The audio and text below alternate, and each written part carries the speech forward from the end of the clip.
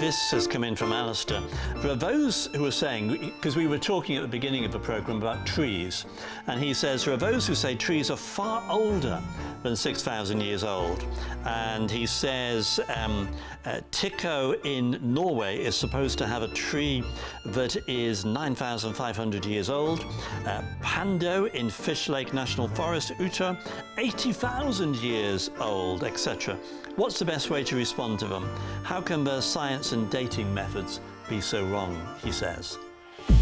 Well, it's, first of all, not 6,000 BC, it's 6,000 years ago, 4,000 BC. My apologies, yep, you're right. Secondly, the flood occurred approximately 2,350 BC. Now, we'll just round that to roughly 4,500 years ago.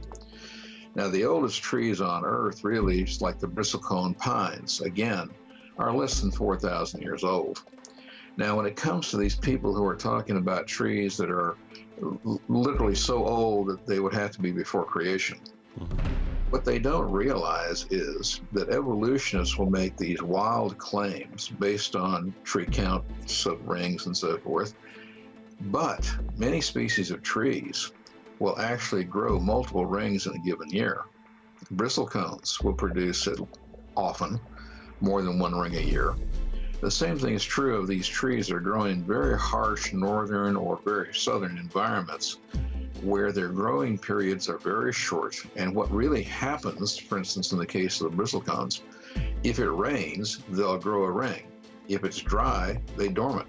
That's all it is. And they can throw 2 and even 3 rings a year.